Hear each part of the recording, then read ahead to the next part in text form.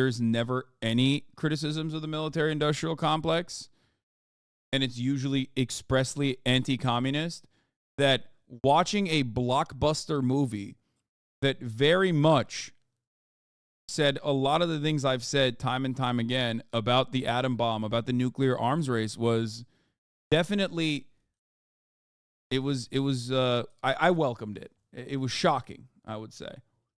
Do you think in Oppenheimer they glossed over the actual brutal horrors of the atomic bomb? Yes and no. So what do I think about that? We'll get into that now. So I watched Oppenheimer. First of all, it's awesome.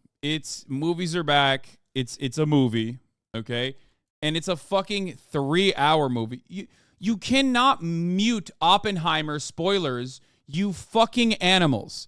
If you're saying I'm muting Oppenheimer spoilers, you are literally an animal, okay? You're a donkey. You are literally a donkey. It happened in the real world. It's not something you can spoil. You know most of the components. Okay? Spoiler alert, they make the fucking atom bomb and it kills 225,000 Japanese people, okay? In Hiroshima and Nagasaki. Spoiler alert. Holy fuck, I'm muting. It's like Passion of the Christ. Jesus Christ dies. Comes back though. Don't worry.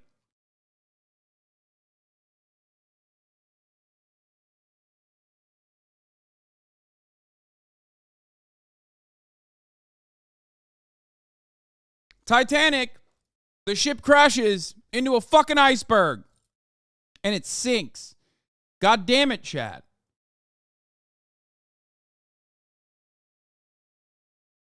Anyway, what happens if the chatters are 12 and didn't get that far in history class yet? Yeah, except we know that that's not the case. Chatters are literally 30 plus. So I don't want to fucking hear from you. Anyway, where was I? They only glossed over it in the way that they didn't show the cities get nuked. We still saw the aftermath and his visions during the Inquisition. Yes, but it's not supposed to, I don't think, because it was incredibly personal, perhaps a little too personal. And I do, from a movie standpoint, okay? From a movie standpoint, it was a really good movie. I mean, this motherfucker, like him, hate him, I'm not the biggest Nolan head. You guys know this already. I think that he's definitely too self-important, but not in a way that I think yields results like Kubrick. You know what I mean? Like some of the great directors of all time, they all have a God complex. You know it. We all know it, right? That's sometimes what it takes to make incredible movies, okay? That make you think, that make you emotional, that make you sad, that make you laugh. Nolan has really good films, okay? But if there's one thing that he cares about, that even if I am conflicted on Christopher Nolan, one thing that I will always hand it to him is that he loves cinema, okay? He loves cinema, and there is no way around it. He loves to make a fucking movie, okay? He loves making movies a lot more than I would say other directors, in the sense that like his insistence on using IMAX cameras and all of that, like his care and consideration for every single shot. It's beautiful. It was sequenced very well, which is unique for Christopher Nolan, because sometimes I think he fucks it up, okay? Sometimes he goes a little too far and ends up making something like Tenet, which people will lose their minds over, because like you're either a lover of Tenet and a Christopher Nolan dick rider, or you think it was like all right and not that great. Yeah, he's like Tarantino with cinema love. Exactly. He just loves making movies. His interest in only utilizing practical effects is obvious. Like it's another one of those things, right? I think Tenet doesn't, like it, with respect to all of his other movies, Tenet is not that great.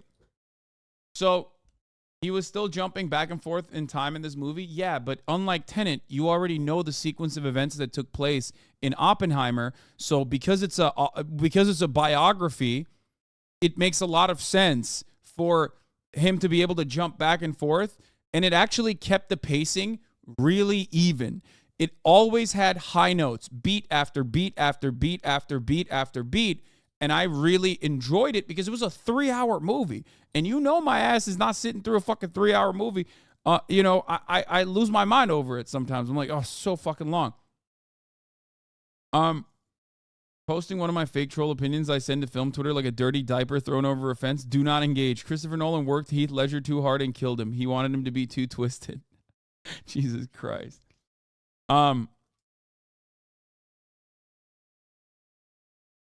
you do non-linear storytelling in a sensible way, or you can do it like Tenet? Yeah, exactly.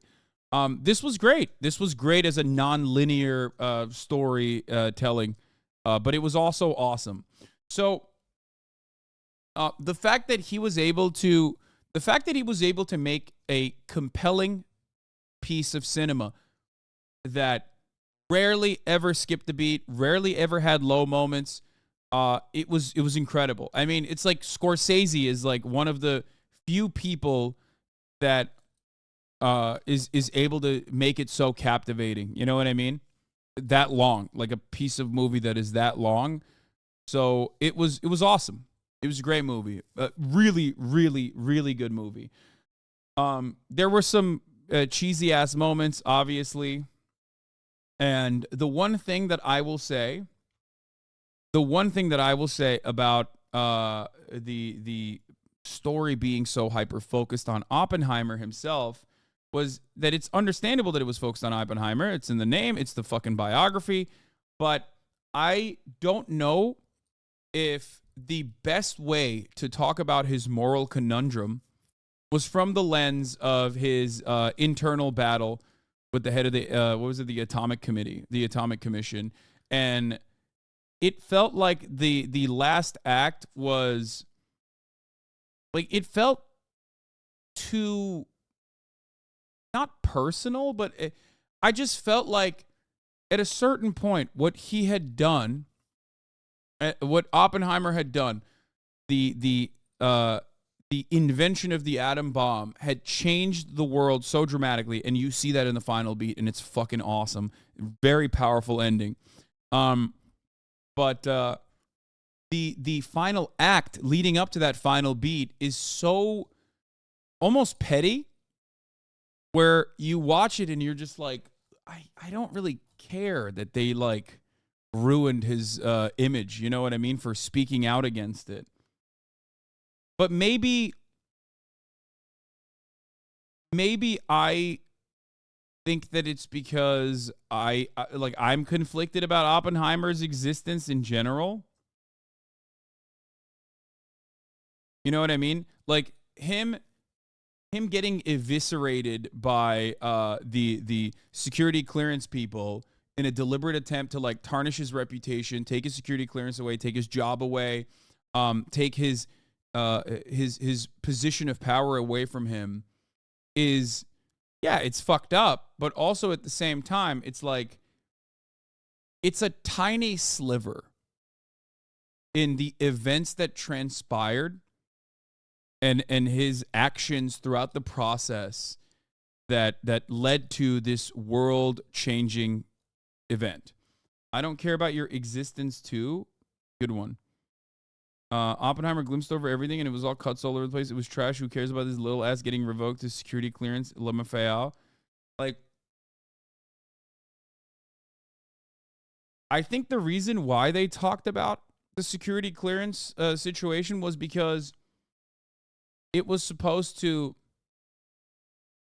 The security clearance was supposed to represent like how the government fucked him over after he did so much, I guess, and that's what it is. Spot the Zoomer. What are you talking about? Security clearance has nothing to do with his credibility and delegitimize him against the MIC. No, there was actually a really missed the point, LeMaFayal. Wait, what? Yeah, the black and white.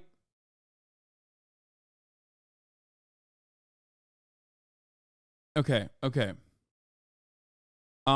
I like the black and white sequences, and then like showing the truth versus the black and white moments. I don't think I missed the point. What I'm trying to say is I don't even have a suggestion of how to tell that story better. But because I get the point. I get the reason why that battle, that like back and forth is shown. It's shown as a way to basically prove that Oppenheimer was immediately conflicted after the bomb is dropped, okay?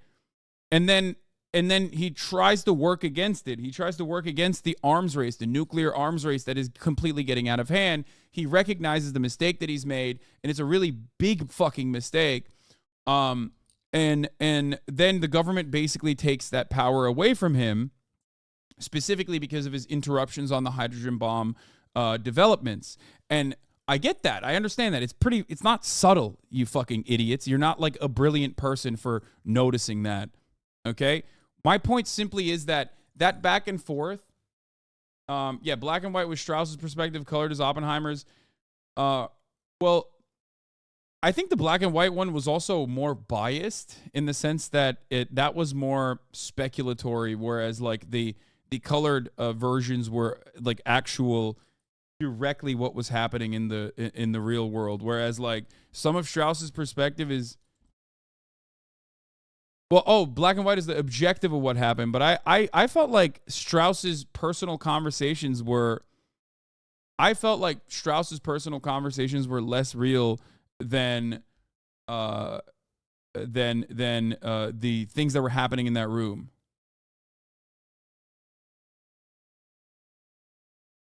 Nolan said the color is subjective and black and white is objective.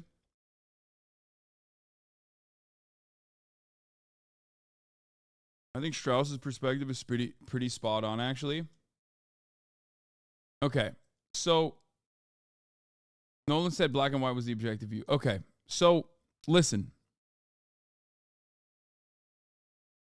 What I was trying to say before we move on and get back to the black and white equals fact isn't true. Nolan was misquoted. Wait, really?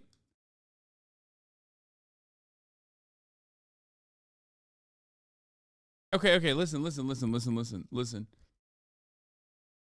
point I'm trying to make here, aside from black and white and the color portions and whose perspective is what,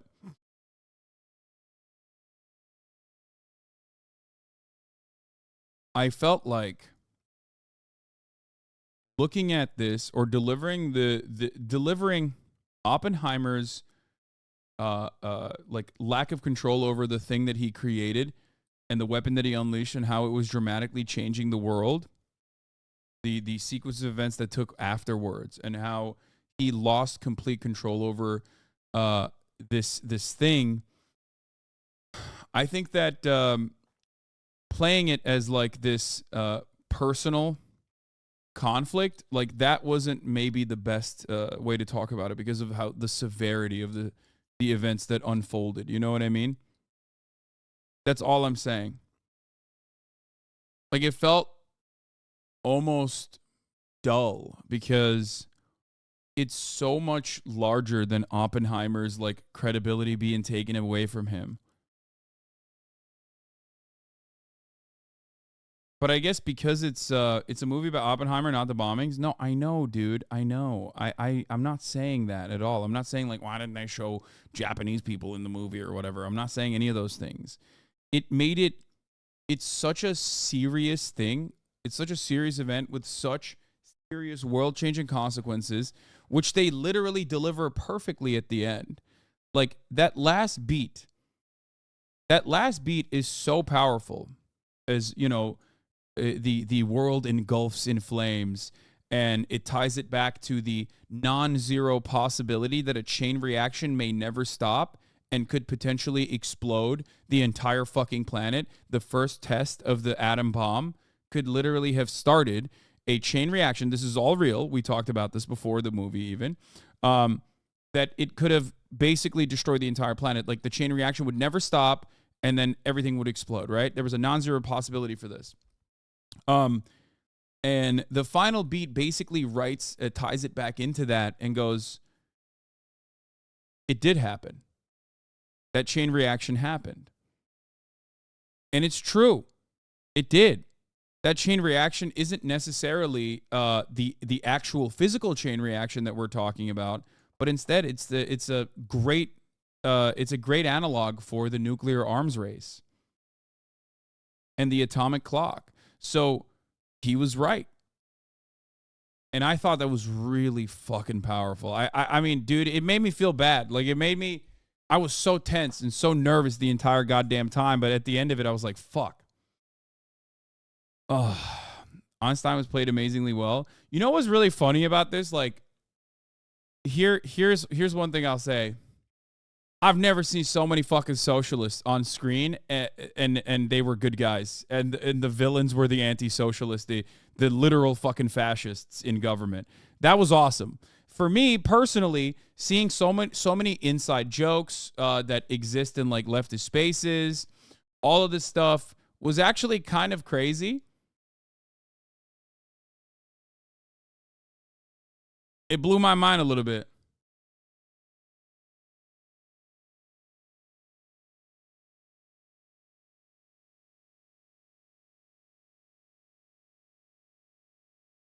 The Truman moment was really good. Called him a pussy. Oh, by the way, was this better than Barbie? Absolutely. I do think that this was better than Barbie.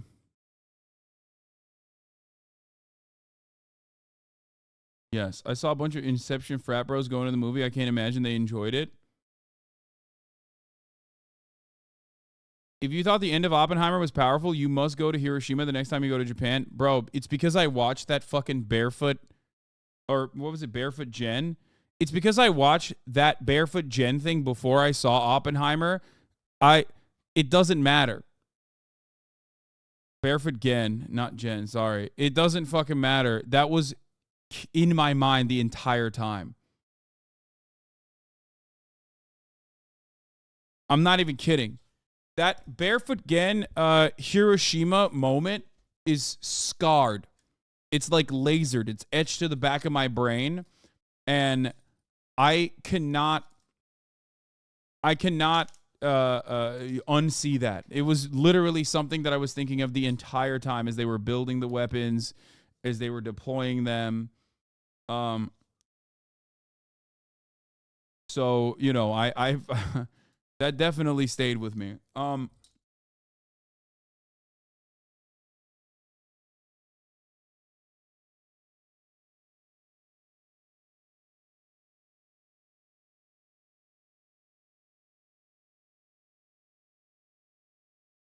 The most brain-broken Oppenheimer take? What is this?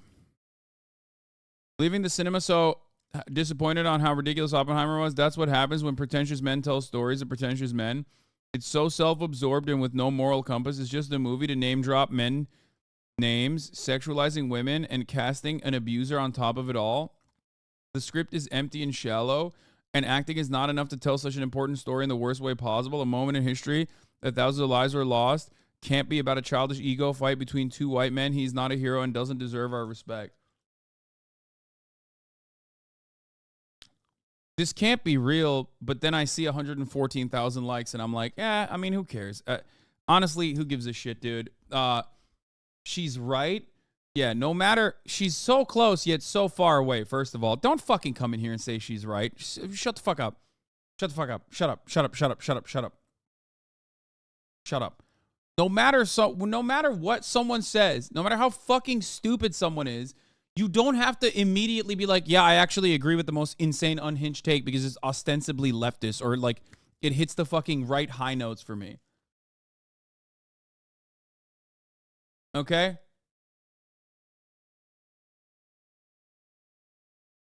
First of all, the part about it being like pretentious men telling pretentious men stories is so self-absorbed with no moral compass. Like, what the fuck are you talking about? The entire movie is about how fucking devastating the sequence of events have been since the invention of the atom bomb. What do you mean moral compass? Are they supposed to have like a bzz, bzz, bzz? Hey guys, this is bad. It's bad that there's a fucking atom bomb. Hey guys, 225,000 people died. A lot of them babies and civilians and women. Okay? They got fucking eviscerated. That's bad. I want you to know. We think that's bad. Is that what you want? You want your fucking goo goo gaga airplane coming in, spoon-fed information? Is that what you need? Is that how we make good movies? Shut the fuck up! I fucking hate this. I hate it so much. Holy moly. It made me feel really fucking awful that the world is basically on fire. Okay? But then I see stuff like this and I'm like, maybe nuclear holocaust is not the worst thing. Maybe nuclear winter is something that I will just fucking open my arms out of the sky and go, please, thank God it's coming. Fuck. The irony is this is self-absorbed. You lack media literacy and you're too stupid to know better.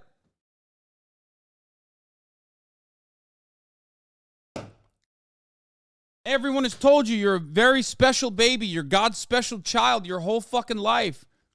And now there's plenty of other dumbasses who will elevate your dumbass takes. Fuck.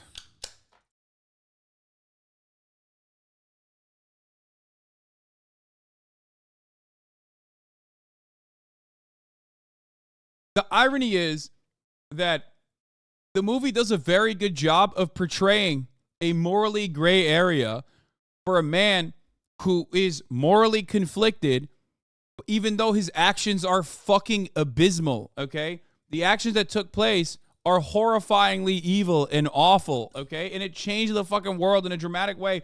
So I think it does a pretty decent job of showing that. It does a pretty decent job of showing that. There are so many libbed up moments too, by the way. Anytime where there's like actual, here, let me give you more. Anytime there's like actual moments that move the plot line, okay?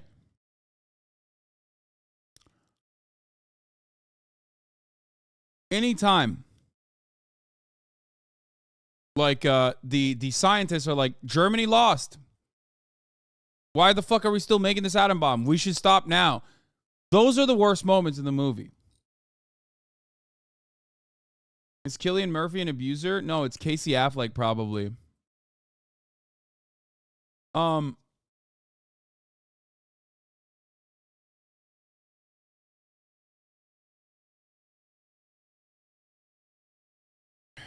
Anyway. That literally happened though? No, I'm not even talking about what actually happened. I'm talking about like I think, or maybe I guess like I don't like Oppenheimer's perspective because I feel like it's very libbed up. They had a really bad age gap with the actors though. I'm going to literally fucking send you on the next atom bomb, okay? I'm going to put you in the next atom bomb. Shut the fuck up. Not even as a joke. Don't do that.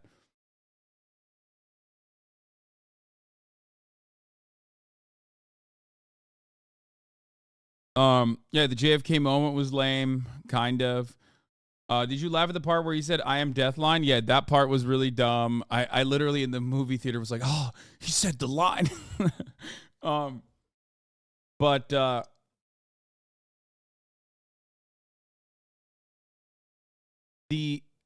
fuck. The moment that was really interesting for me that was like so libbed up was basically when there are numerous moments where they're like, dude, we got to stop this. We have to think about the ethical considerations. And like the reason why Oppenheimer keeps pushing the line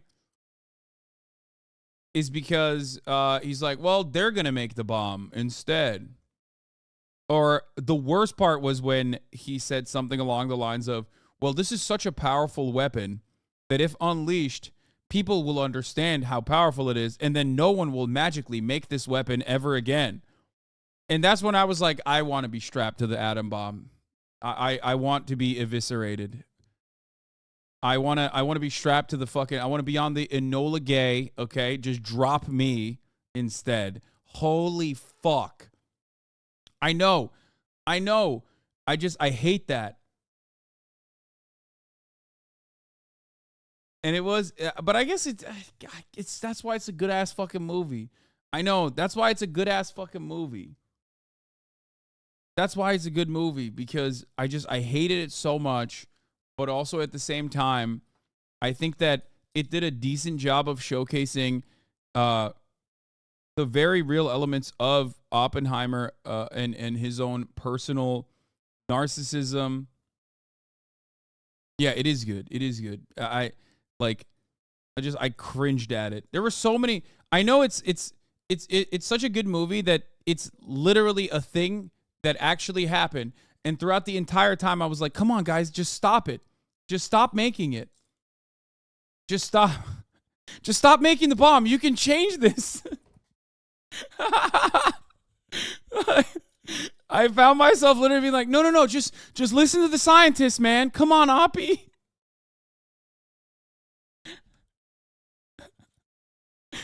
Come on, just stop it, please. It's so much better. Just let's put the fucking let's not open Pandora's box. You know what I mean? Let's put the toothpaste back in the tube. Come on.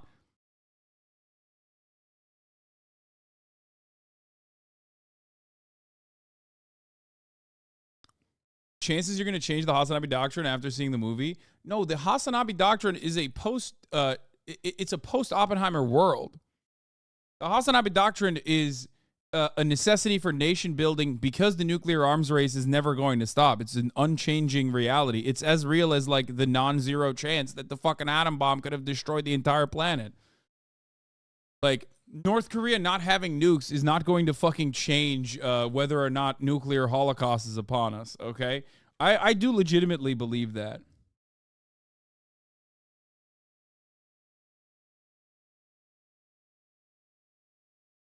It's too late. It's done. It's over. What's your opinion on the idea that the bomb saved more lives since the U.S. didn't do a full-scale invasion of Japan's mainland? That's a bullshit idea, number one. Number two, they literally presented that as the wrong idea in the movie, which I thought was awesome.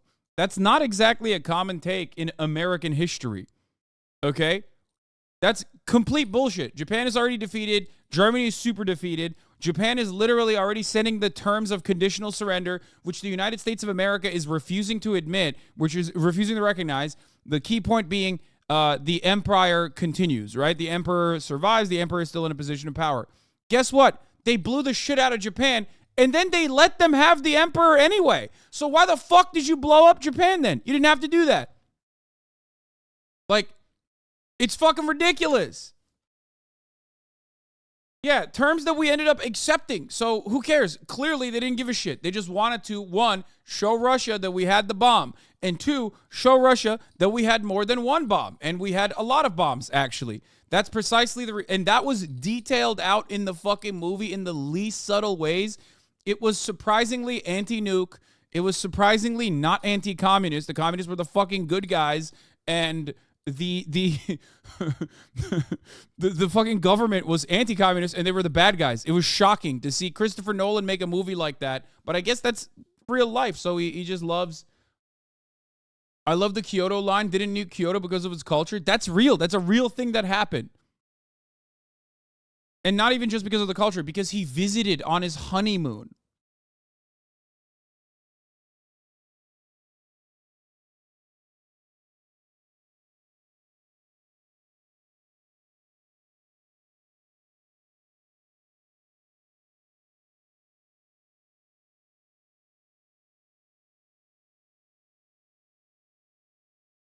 The part where they say the first bomb on Hiroshima was to show you how powerful it is, and then the second bomb on Nagasaki is to show you we can do it again if we want. Demonic shit right there when Truman is discussing not to bomb Kyoto because no, it wasn't Truman that was it?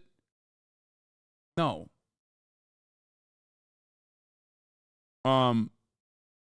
That was that wasn't that was not Truman. But listen.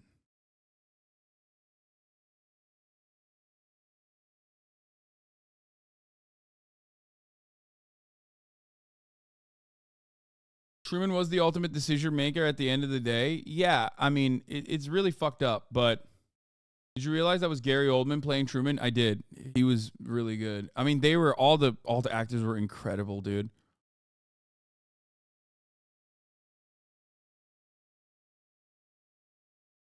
saying the movie glossed over the horrors of the nuke and is pro-nuke when Oppenheimer hallucinated a woman's skin falling. It wasn't just a woman. That was Christopher Nolan's daughter. Which also, two things I want to say. Christopher Nolan is such a self-suck, dude. He is the most self-suck guy on the planet. Okay? He's the most self-suck guy on the planet. Let me tell you why. Okay? He loves, oh God, you know he thinks his farts smell like roses, okay? Let me tell you why. And that is what you need sometimes to make good cinema. Okay.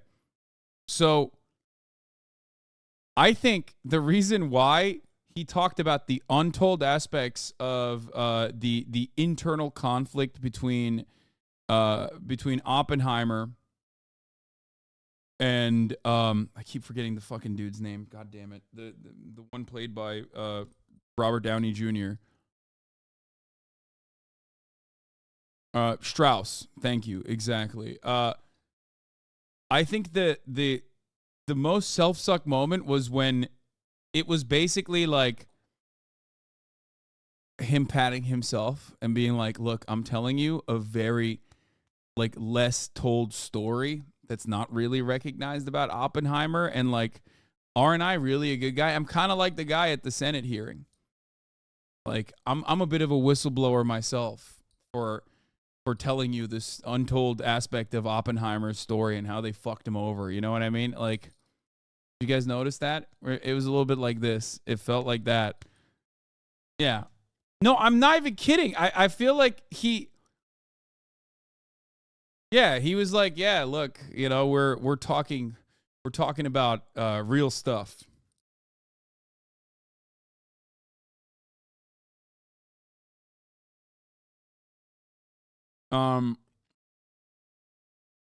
Anyway, it was great.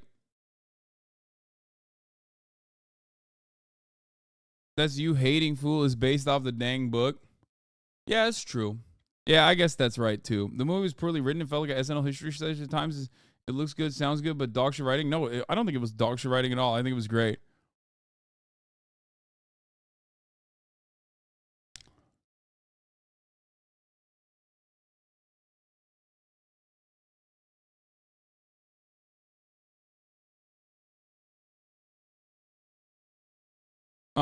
Everyone talks about Oppenheimer being a self-pitying narcissist, and that's true to an extent, but it's also important to remember the context of the post-war America where everyone loved him specifically for making the bomb. He absolutely had nothing to lose by playing into that. For Oppenheimer to go to the president at the time like that and say he wasn't proud of it was, for the time, a huge expression of concern, and Truman just reacted to it like, no, you're not the man. I'm the man. I did it. That's insane. We're so conditioned now to knowing how horrific nuclear weapons are that it's easy to read that as Oppenheimer and Truman going band for band with epic moral stakes. But it's more accurately one guy recognizing the reality and another guy being an insecure lunatic child. Yeah, that's a really good take. It's very funny the context was Oppenheimer trying to give Truman the gravity of the future arms race. Yeah. Oppenheimer, when he went into Truman's office with Dean Acheson, says to the latter, wringing his hands, I have blood on my hands. Truman later said to Acheson, never bring that fucking cretin in here again. He didn't drop the bomb. I did. That kind of weepiness makes me sick. He did put that in there. He called him a pussy. Truman calls Oppenheimer in the movie just straight up. He's like, don't bring that pussy in here ever again. Which was pretty funny.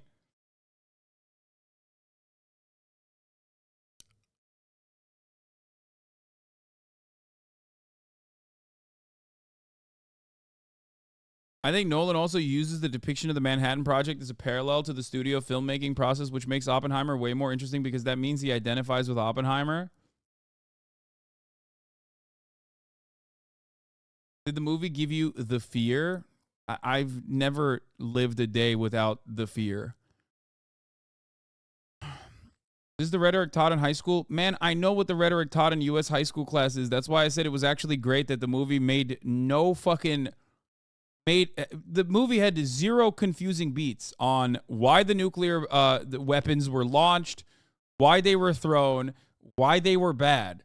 Unless you're quite literally brain broken, there is no reason you would look at that and go, wow, this movie fucking movie sucks. made the nukes look really cool.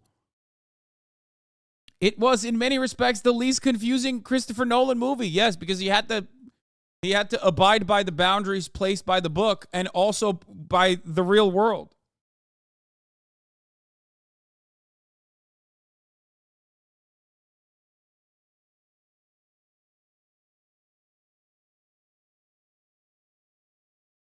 Barbie or Oppenheimer? I mean, it's more, Oppenheimer's more for me. I did enjoy Barbie a lot.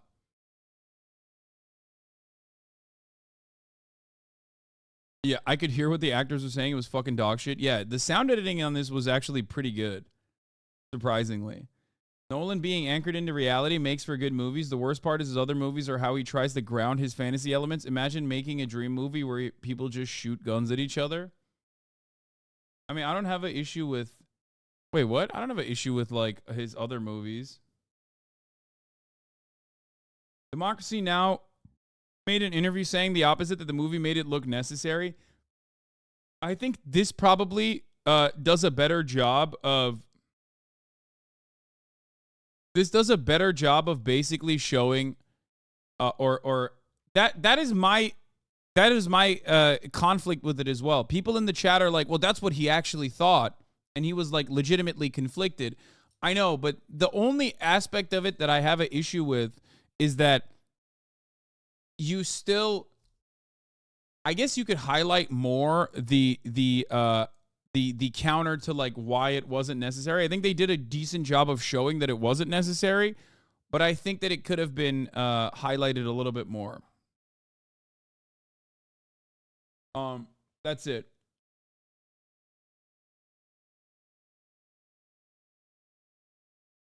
Perhaps I'm hella dumb for this take, but I argue that the majority of Twitchers never had nuclear fear compared to Cold War era, or can even conceive of how catastrophic nuclear weapons are. To be honest, this is why I wanted more of the movie to show the effects of the bomb. If they can show Oppenheimer wincing at a slideshow in a movie, then they should have made the audience wince as well. I don't know. The movie doesn't show a single Japanese atrocity. It literally tells you that they wanted to nuke Germany, literally until the second Germany gave up. What is chat waffling about? Wait, what do you mean? I don't have an issue with it not showing. I mean, I don't know. It's Oppenheimer's perspective.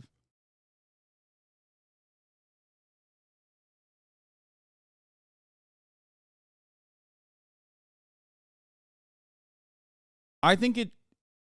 Maybe my expectations of Hollywood are that there's never any criticisms of the military-industrial complex, and it's usually expressly anti-communist, that watching a blockbuster movie that very much said a lot of the things I've said time and time again about the atom bomb, about the nuclear arms race, was definitely, I welcomed it. It was shocking, I would say. I don't know if it's because my bar is too low, but I think ultimately, from a movie making perspective, I don't know how better to describe most of that than the way that it was described. You know what I mean? It was pretty good. It's a movie about the cowardice of neutrality. His inability to commit to anything politically, romantically is reflected in his work as a theoretical physicist. He can't grapple with reality. It's all theory. He was brilliant but lacked conviction, and it doomed everyone. If Oppenheimer wasn't a coward, he would have been manipulated so easily. Whatever his beliefs were, he was able to be easily controlled by the military-industrial complex to create the worst thing humanity ever invented. Even a brilliant coward is easy to control. I think that's actually a pretty good take. Yeah. I mean, they even say that.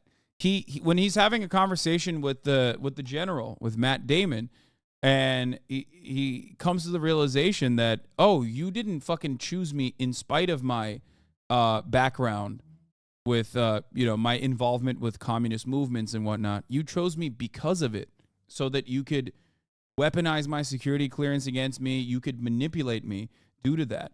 And that is true. He is narcissistic. He is incredibly narcissistic, which I think they do a very good job of showing. It was great, man. It really showed a complex individual very well. And I think people are a little offended by it because it airs on the side of like Oppenheimer being maybe partially whitewashed and just like coming across like a lovable figure a little too much. I think that's why a lot of people are upset about it. Like that he was like too remorseful, and it didn't give enough. It didn't lend enough credence. Like it was left up to interpretation that like you were supposed to possibly think that Oppenheimer was a egomaniacal, narcissistic person, and that was what drove him to continue on the project, potentially, of building this weapon, even though he knew damn well that it would be, world-ending. The only time when that's like really mentioned outside of like the subtext is when the villain Strauss says it openly.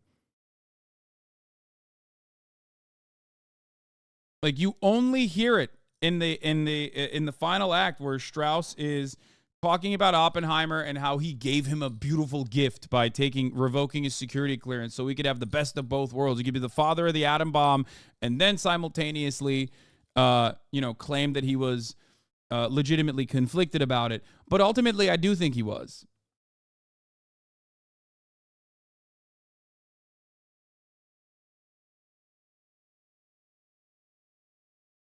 Did you hear Cillian Murphy ate 1 almond a day while playing the role? I did not, but he looked real fucking skinny, so maybe.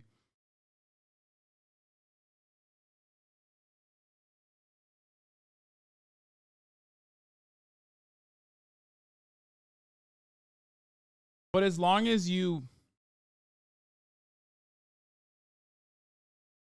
how did they show his narcissism? I didn't see that. When I watched it, egotistic, but not narcissistic.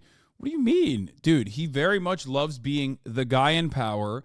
He very much, dude, he fucking ruins marriages. Like, he's clearly a self-interested person. What are you talking about? They did a very good job of showing that, I think. But how that plays a role in the development of the atom bomb, or like what his own personal narcissistic desires and how that came about, that was left up to interpretation in many respects. So that's a little interesting.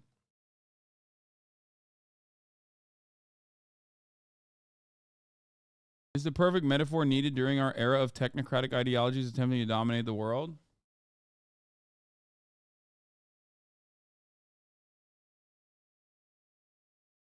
You can be conflicted about developing the atom bomb and be driven by ego to develop the first. You can be conflicted about developing the atom bomb and be driven by ego to develop the first nuclear bomb and have his name written in history.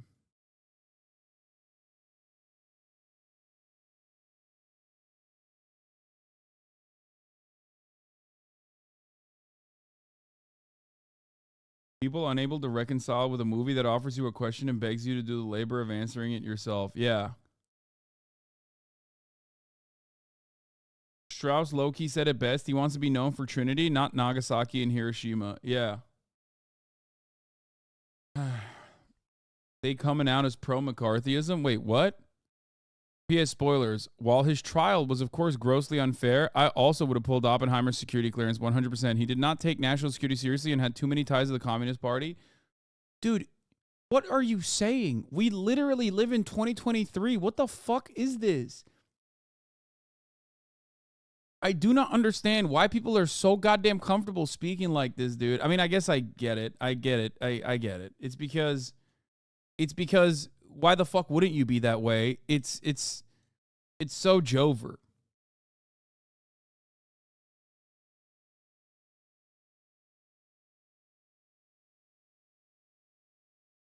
It's so fucking Jover. You see it in the movie. You see why it's so fucking Jover.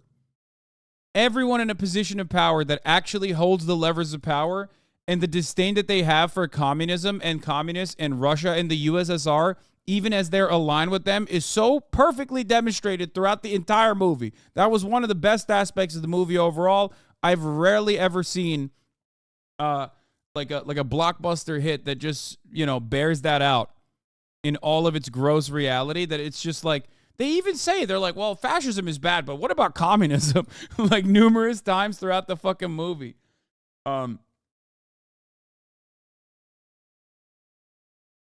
There's also an interesting commentary about class position and conditions. Like, even though he had these leftist leanings, he had the upbringing and talent to study quantum physics and build the bomb. It's almost like it was his fate to betray the left because of his class position of wealth and elite education. Did you see any of that?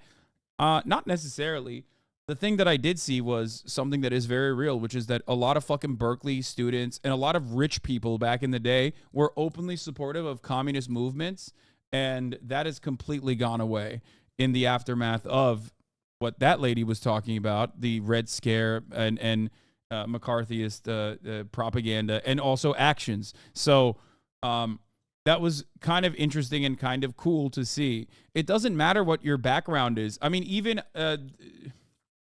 Oppenheimer's wife's like first husband comes from a very wealthy, affluent background and is like spending his life fucking promoting the Daily Worker. Okay, like, you have to understand, it doesn't matter what your class position is if your ultimate goal is still to uplift the labor movement. And we don't even fucking see that anyway, because we don't even have workers who care about their class position, let alone fucking class traders in the capital owning class.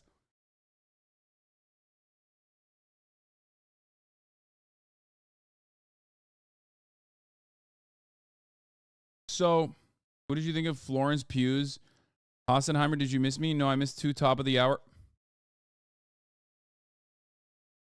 First of all, I did not miss the first top of the hour ad break. And secondly, fuck you. Florence Pugh was great.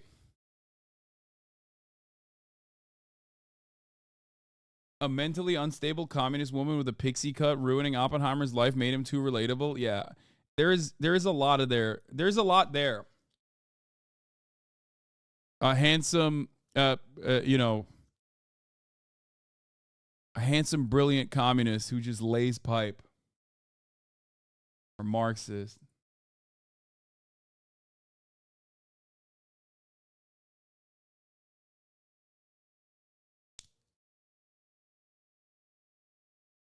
I like that they heavily imply the FBI killed her for being a communist. Did they? I think they could have leaned into that a little bit more.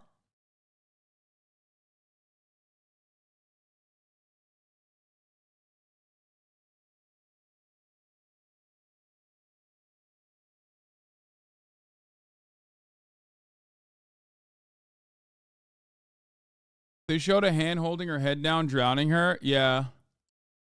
I know. I know. I get it. I saw the bathtub scene. Nobody fucking drowns themselves like that. They talk about the opiates first, and then they talk about her drowning in the fucking bathtub. You really think he poisoned that apple? Yes, I do. Why would he lie about that? That's like a known fact about him. Yes, he absolutely poisoned that apple to try and kill his professor, right? I think that's who he was trying to kill. He admitted it. That's not even up for question. Which, by the way, is yet another great demonstration of his fucking psychotic narcissism.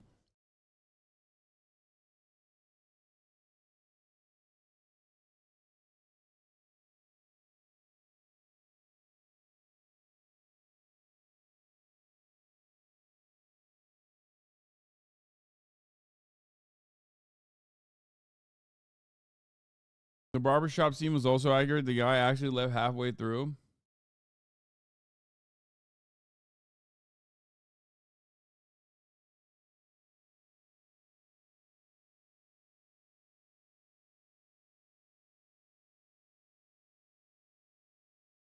He admitted to putting something in the apple. He didn't have access to poison. He was a kid. No, he wasn't. No, at that point, he wasn't a kid. I thought he was already in college. That was in college, no? Undergrad. Or was it in the postgraduate? Anyway, before I forget, here's the 3-minute ad break now.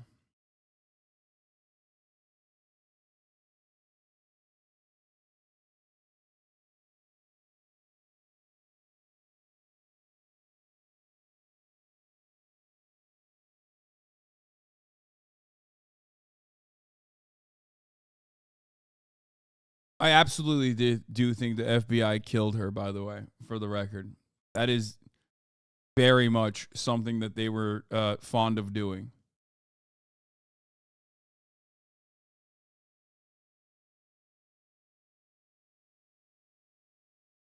So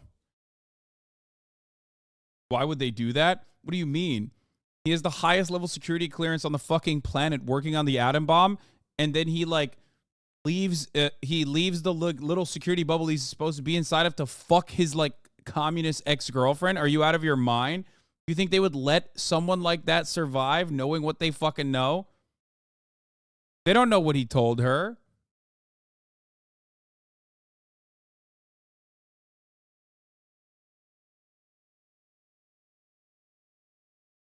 Anyway, everyone was so good.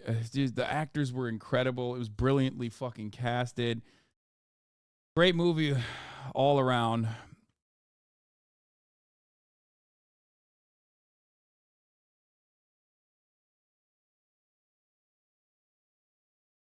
You like Florence Pugh? I think she was great, but Nolan fucking sucks at writing female characters, in my opinion. I mean, yeah, she was so hoity-toity with like especially the intro sequence where she like pulls the fucking Sanskrit book out and she's like, read it, and then they start fucking. Like, it's like, okay, dude. Like, what the fuck is happening here? This is so insanely lame.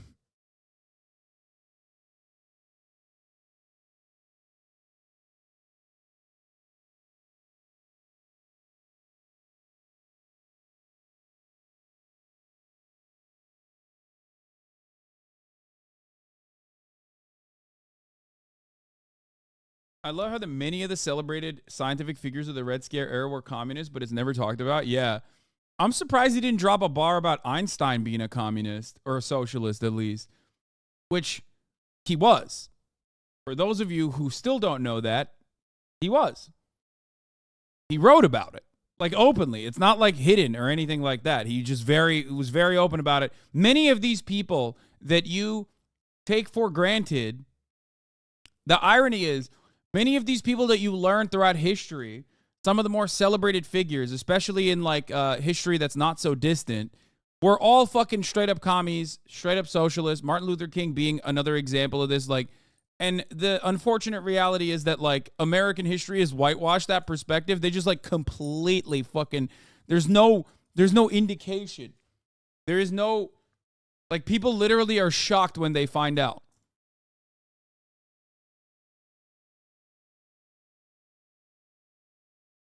Being a socialist was normal back in the day. People don't understand that 100 years of Red Scare propaganda and capitalism completely broke everyone's brain. Yes.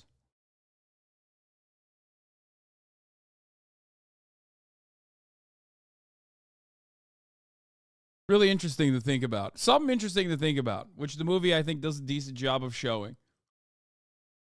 Uh, yeah, the girl who got her face melted during his speech was played by Christopher Nolan's daughter. Yeah. I think that was his own personal way of saying, like, that's the worst thing that can happen. That's how terrifying the atom bomb is. That's how I read it, at least.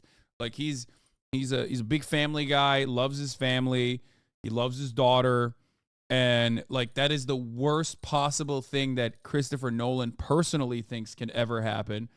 And I think that's why he did that. That's why he put her in there in that sequence, as her face is fucking melting so visibly. Um,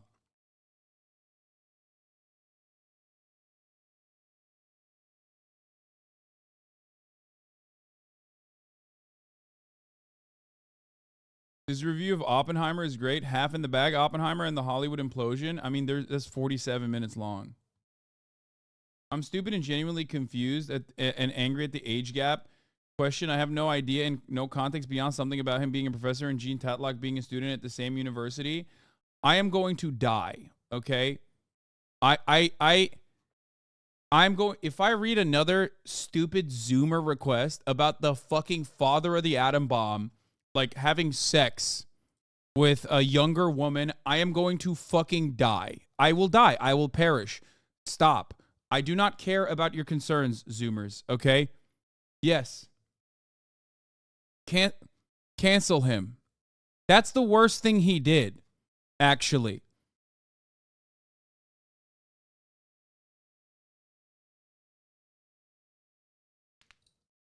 Oh, fuck. Oh.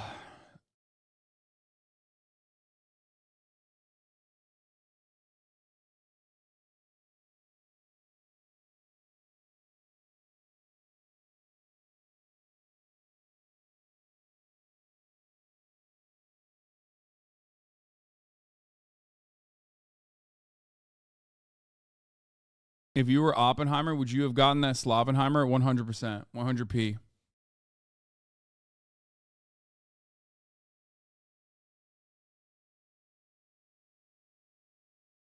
Okay. Lolo stealing your takes and your drip. I'm worried that you guys don't have any media literacy at all.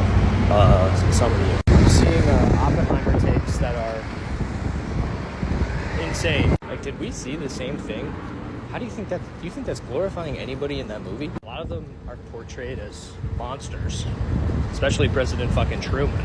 Like, there's a scene where he has a vision of people's like flesh melting, and apparently that actress is Christopher Nolan's daughter. Do you think there's a reason he cast her in that role? I just don't really understand. Like, did people want a Hamilton version of Oppenheimer? A lot of the complaints seem to be that it's not a completely different film and story. Like, it's about Oppenheimer. That's what the movie's about. And then there's also some other more intense themes. I don't believe anybody in this film comes out looking good, really. I agree. And I think that's good. That's a good way to tell that story, even while also glazing up Oppenheimer a little bit and like showing him as the heroic figure that was conflicted, but also simultaneously a narcissistic, egomaniacal psycho who like literally carried on with this project when many other people in his orbit were desperately trying to get him to stop and telling him like, maybe we shouldn't do this because it's going to fucking destroy the planet. Really. Except maybe that one guy who basically tells Robert Downey Jr. to fuck off. I don't think it's good to think that like film and art should embody the horrible ways that we have begun to talk, which is to include every caveat and all the information and context about everything that happens surrounding a story. Like, I don't think, having said that, we also have to recognize A, B, C, D. I don't think that's useful for art at all. Also, acting like that kind of treats the audience like a bunch of babies, which some of you are acting like babies. I hate to say it, but you can make good art about bad people and bad people. And it was really good art about bad people. It was so good. Do you recycle? Yes. Why are you asking me these weird questions? Where are these people coming from? Why do I answer them? Why can I just stop myself? Why can't I just stop myself from answering these questions? I don't know.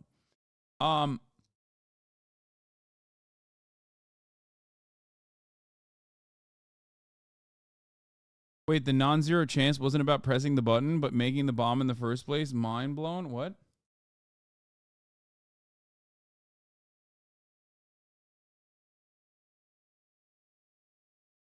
Who's your favorite porn star at this moment? Okay, we got real weirdos in here.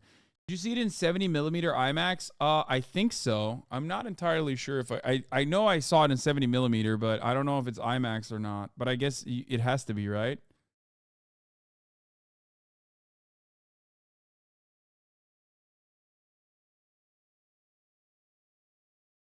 Anyway, you do have to. Have you seen the insane take about Sam Altman about how he wishes the movie was more inspiring to children? Yeah.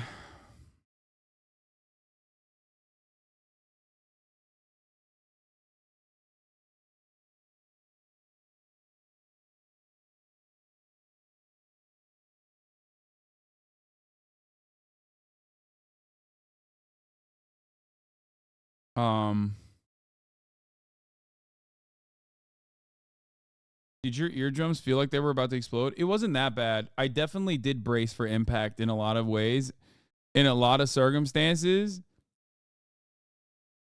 One more thing about Oppenheimer. Nolan's noted in interviews that Oppenheimer's never apologized for Hiroshima and Nagasaki. It's deliberate to play that disassociation cinematically and to have it be at odds with what he's willing to admit. It makes Oppie look even worse. Yeah. This was a good take.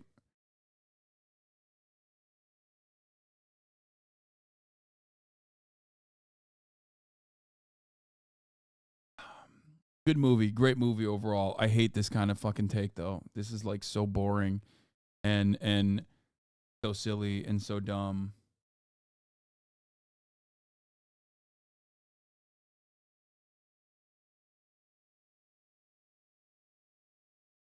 What is this? My take on the movie is that he felt terrible that he actually created the Earth suicide button, and I felt so bad for him because all he wanted to do is help people, and he got baited. Yeah, if that's your takeaway, then you didn't get the right takeaway. Like, that's what I mean. It is definitely left up to interpretation, and no, I don't think that was. I don't even think that was up for interpretation. I don't think they gave that at all a moment of credence. I think it very clearly was like, no, he's like a narcissistic guy at best, and is doing it for his own personal. Like, there's a lot of moments where he's just advancing the project, and in his mind, it feels like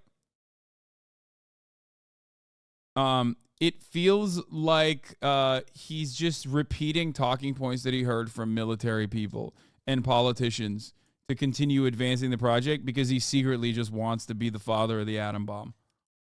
Or not even secretly.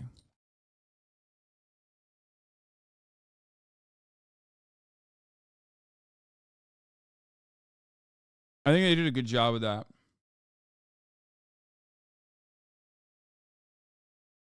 The last hour is crucial to the movie's conclusion. We have to watch Oppenheimer reckon with the faceless, petty bureaucrats he handed the power of nuclear fire. And on a much more superficial level, the last hour is also where RDJ drops all of his usual tricks and goes God mode. Yeah, I mean, he fucking acted his face off. Non-glib Oppenheimer thoughts. I rarely felt more tense in a movie than during the Trinity test scene. That and the celebration scene were pretty much perfect, but I couldn't connect the remaining 40 minutes of the movie. Felt like the McCarthyism plot was too weak a follow-up.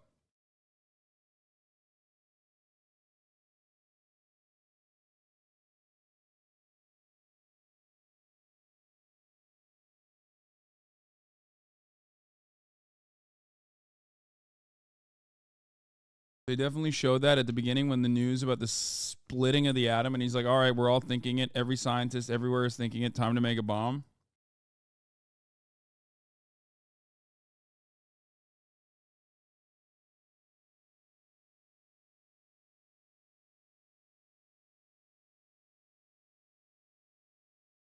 Story about Oppie not understanding that just because you could do something doesn't mean you should.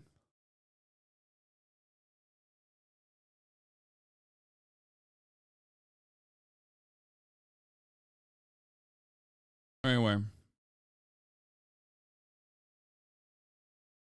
Another unhinged RFK Jr. clip. Okay, well, in the new MSNBC documentary, To End All War, Oppenheimer and the Atomic Bomb, the impact of the 1945 nuclear attacks on Hiroshima and Nagasaki can be seen in grisly detail. The bulk of Oppenheimer, however, explores Oppenheimer's version of events and his evolving moral compass. It shows his willingness to encourage bombing targets that would cause mass casualties, demonstrate the power of the bomb, as well as ensuring his regrets, which he took public, losing his security clearance as a result. One key scene recounted in the documentary finds the scientist in the Oval Office announcing that he has blood on my hands to a bemused Harry S. Truman. The admission, we already covered that.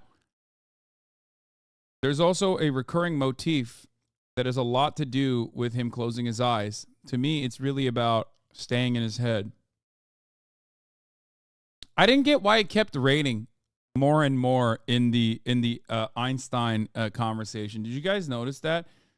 Please don't yell at me and be a fucking film geek and tell me like I'm stupid for not understanding what the reason for that was. The raindrops were meant to be atom bomb detonations. Okay.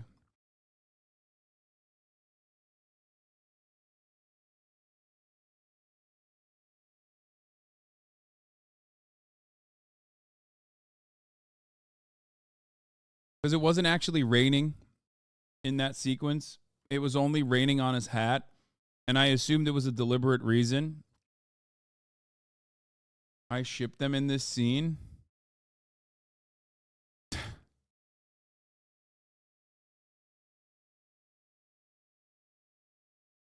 Because the rabbi character said that it doesn't matter if it was the A bomb or the H bomb. It will either be 10 feet of water or 1,000 feet of water, still drowned anyway. Yeah. Thoughts on the soundtrack? It was incredible. Imagine Zoomers if they made a biopic of this woman. Oh my God, stop.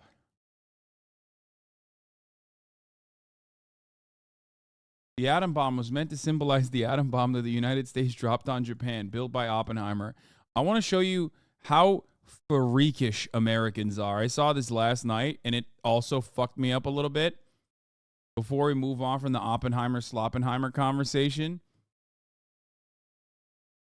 you want to understand how ghoulish Americans are? This clip shows you exactly how ghoulish Americans are. Okay, we are fucking literal villains on the planet. Holy shit. Very unsettling clip from an episode of This Is Your Life, in which Hiroshima survivor Kiyoshi Tanimoto, thinking he was doing a straight interview, is instead treated with a surprise meeting with the man who piloted the Enola Gay, which dropped the atomic bomb on his city.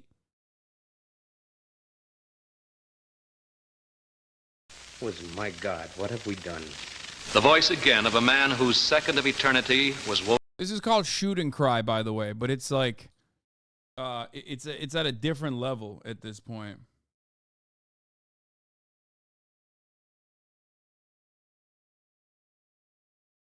Woven up with yours, Reverend Tanimoto. Now, you've never met him, have never seen him, but he's here tonight to clasp your hand in friendship. Captain Robert Lewis, United States Air Force, who along with Paul Tibbets piloted the plane from which the first atomic power was dropped over Hiroshima. Like, even in this shitty-ass black and white sequence, you can kind of see, you can absolutely see the shock and grief in his eyes.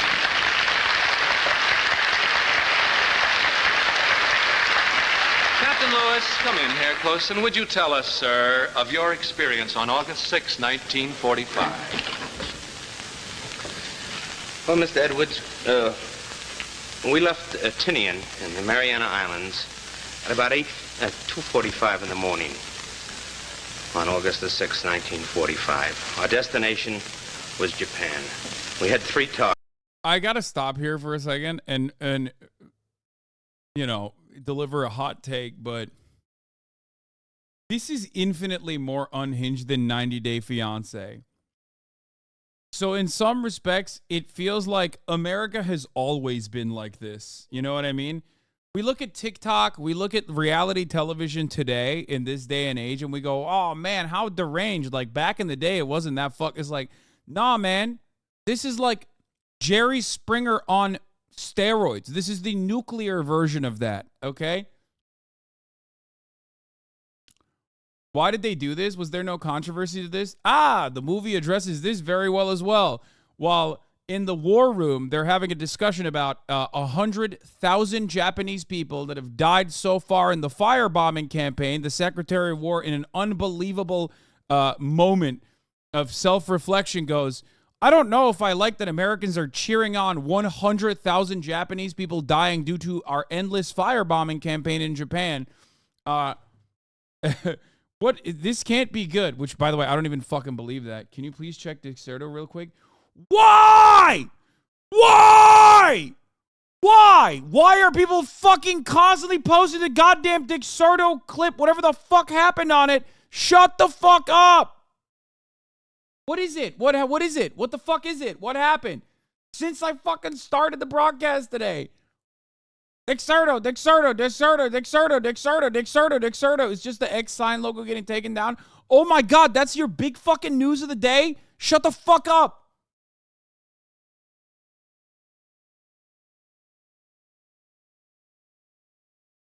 I'm over here trying to talk about how bloodthirsty the American population was, and they're like, they're indifference to so much death and destruction that we fucking deliver, and motherfuckers are like, dog, you have to see the X logo being taken. Wait, is this it? Island Boys comes out as gay after making instant content. I'm gonna I want. Oh my God! Every day we near closer and closer to fucking final nuclear winter, and I welcome it. I welcome it with open hands. Oppenheimer was getting Sloppenheimer, and he was so good for making the atom bomb. We do not deserve to live on this planet any longer. Targets. One was Hiroshima, one was Nagasaki, one was Kokura. About an hour before we hit the coastline of Japan, we were notified that Hiroshima was clear. Therefore, Hiroshima became our target. Just before 8:15 a.m. Like, look at this. Like, look at the realization of on his face. He's just like, yeah, just a target for us. You know what I mean? Tokyo time, Tom Ferriby, a very able bombardier, carefully aimed at his target, which was the 2nd Imperial Japanese Army headquarters. 8:15 promptly, the bomb was dropped. We turned fast to get out of the way of the deadly radiation and bomb effects. First was the big flash that we got, and then the 2 concussion waves hit the ship. Shortly after, we turned back to see what had happened. And there in front of our eyes, the city of Hiroshima disappeared. Now, you entered something in your log at that time. As I said before, Mr. Edwards, I wrote down later, my God, what have we done? And so, Reverend Tanimoto, you on the ground, and you on your military... Like, that guy's kill count is like 100K. That dude, his kill count is like around 100,000 with all the impacts, like post-nuke impacts. Like, instantly vaporized, like, I think 70,000 people or something, and then an additional 30K after, too. Like that dude is a straight-up murderer. But division of labor dictates that he was just following orders. You know what I mean? Even though this is a little bit more unique than giving people in an execution squad duds on purpose, like blank rounds on purpose, so nobody knows who's actually responsible for pulling the trigger and executing the fucking prisoner. He knew what he was doing. He saw it. So it was even worse than that.